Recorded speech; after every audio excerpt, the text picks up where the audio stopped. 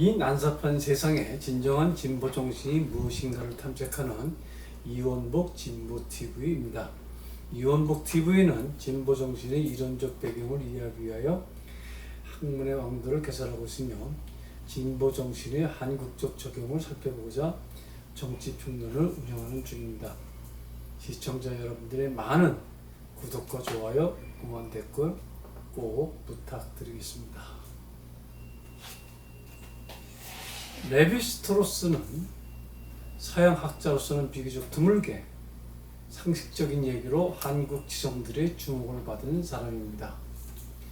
그는 서구 사회는 문명사회이고 비서구 사회는 야만적 상태에 있다고 하는 전통적 서구 이분법을 통렬히 비판했는데 뭘 그런 걸 갖고 난리를 부르나 하는 감정이 요즘 와서에 생기는 감정일 것입니다. 이제는 비교적 서양만 최고다는 인지들은 많이 수그러들었지만 그래도 여전히 서양 문명은 1등 문명, 기타 문명은 2, 3류 문명이란 도구마가 전 세계를 휩쓰고 있는 것은 부정할 수 없겠습니다. 이런 세상 풍토를 감안할 때 서구 프랑스 학자가 스스로 서구 문명의 허상을 고백했으니 좀 특이하고 신선했다 하겠습니다.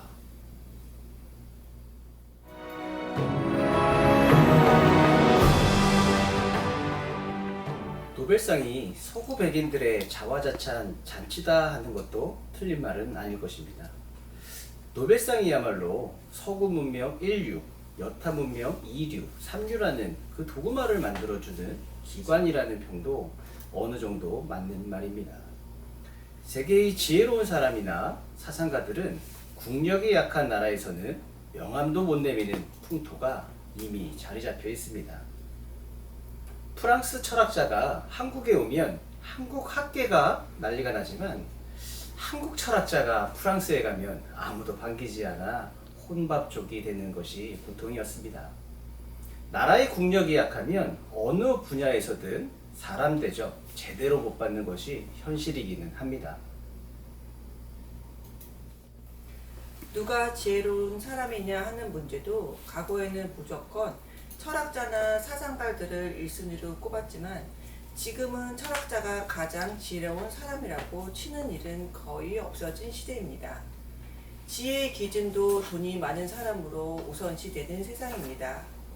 돈은 바로 현실적 권력을 의미하는 것이지요. 지혜로운 사람이라면 당연히 권력이 많아야 하는 것이 아니냐 하는 풍토입니다. 돈은 지혜로운 사람도 주변에 둘 수 있고 부릴 수 있고 따라서 세상을 재단하는 하나의 표준이 된 것만큼은 분명합니다. 돈 버는 재주와 지혜를 쌓는 재주가 좀 차원이 다른 건 맞지만 현대에 와서는 뭉뚱그려 돈이 많고 적음으로 일률적으로 재단한다 그런 얘기죠. 지혜롭지 않은 사람은 돈이 잘 쌓이지 못할 것입니다. 돈이 잘 쌓이고 관리가 잘 된다고 하는 것은 경영을 잘 한다는 얘기이고 따라서 현대에 와서는 지혜로운 사람이란 경영을 잘 하는 사람이다 한치에서 얘기할 수 있을 것입니다. 단순히 지적 축적자만이 아니고 현실 세계의 다양한 점을 잘 이해하고 조정하고 미래를 잘 개척해 나가면서 승률을 높이는 사람, 이런 사람이 지혜로운 사람이라고 평가한다는 얘기이죠.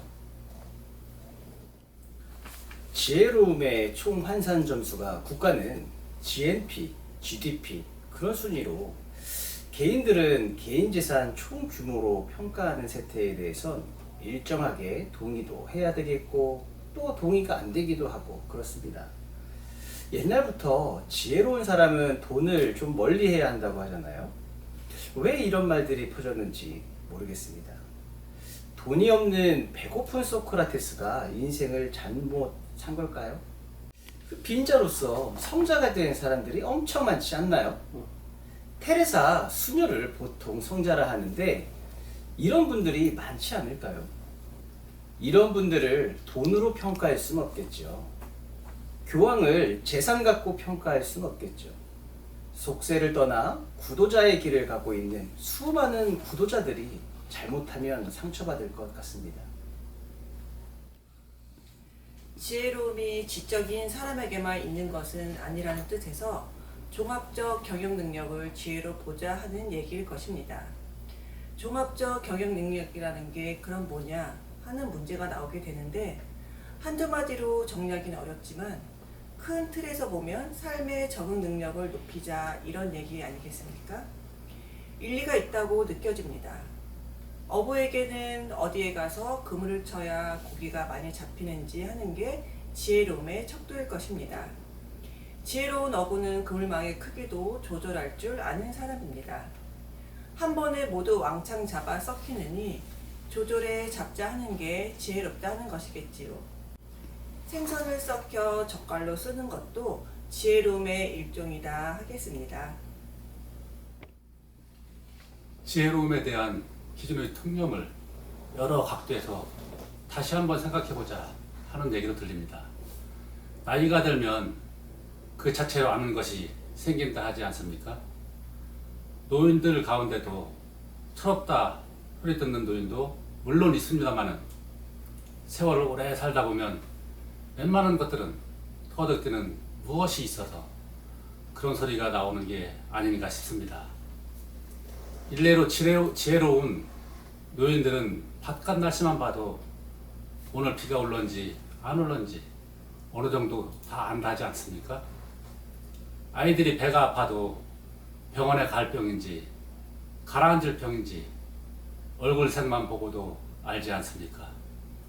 이런 걸 연륜이라 얘기하는데 연륜이 있는 분들은 세상 말일을 앉아서 구말리라 라고 직접 경험하지 않아도 어느 정도 아시는 것 같습니다. 아는 것만큼 보인다라는 말이 있습니다. 이 말은 많이 아는 사람이 상대적으로 더 많은 사태를 제대로 예측할 가능성이 많다라는 말로 이해가 됩니다. 그러나 반드시 그런 건 아닐 수도 있을 것입니다. 많이 아는 사람이 항상 최상의 판단을 내리진 않습니다. 식자우환이라고 아는 게 병이 되어 사태를 그르치는 일도 세상에 흔합니다. 참으로 정답이 없는 세상입니다. 그래도 여전히 모르는 것보다는 많이 아는 게 정확한 판단을 내리는 데 도움을 줄 것입니다. 그래서 공부도 하고 여행도 하는 것 아니겠습니까? 지혜로운 사람은 보고 듣더라도 생각이라는 것을 자꾸 하는 사람입니다. 자꾸 의문을 제기하고 그것에 합당한 답을 얻을 때까지 끝까지 부수고 새로 짓고 부수고 새로 짓는 걸 생활화하는 사람입니다. 그런 후로 어떤 확신이 들게 되면 그때 그것을 교리화 그리고 교조화합니다. 연륜이 쌓인 지혜 있는 노인은 말을 비교적 쉽게 하면서도 어느 것에서도 막힘이 없는 그런 해안을 표현하는 분입니다. 나이가 60이 넘으니 이제서 세상을 어느 정도 이해했다 하게 되는 것 같습니다. 세상을 이해하려면 세상을 참 엄청나게 많이 보고 겪고 생각한 사람이 통각이라는 것을 얻게 되는 것 같습니다. 미뤄 짐작해보고 헤아려 볼 줄 아는 상상력들이 고도로 발전해야 통각 깨달음이 생길 것입니다. 직접 다 보고 다 직접 겪어보지 않아도 만리를 내다보는 능력은 제대로 된 상상력 공부를 통해서만 얻어지는 지혜입니다. 오늘은 여기까지 하겠습니다. 프랑스 인류학자 레비 스트로스는 그들 기준대로 문명사회든 비문명사회든 돌아다녀 보니 인간 사는 것이 다 거기서 거기더라 하는 통각을 느끼는 것이었습니다.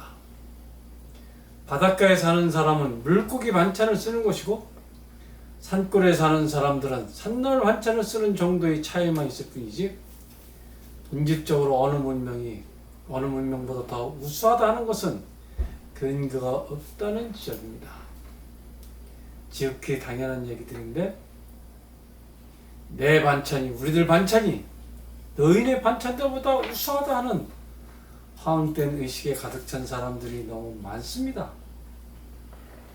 언제쯤 인간들 사이에 제대로 된 지혜의 나눔이 가능해질지, 언어들은 달라도 함께 노래를 부를 수 있듯이, 함께 바둑과 체스를 즐길 수 있듯이 그런 공유하는 삶이 오기를 기대해 봅니다. 여러분 좋으셨다면 구독과 좋아요, 응원 댓글 3종 세트 꼭 부탁드리겠습니다. 여러분의 응원이 저희 방송이 명품 방송이 되는데 결정적인 역할을 해 주실 것입니다. 감사합니다. 그럼 다음 시간에 다시 만나 뵙도록 하겠습니다. 안녕히 계십시오.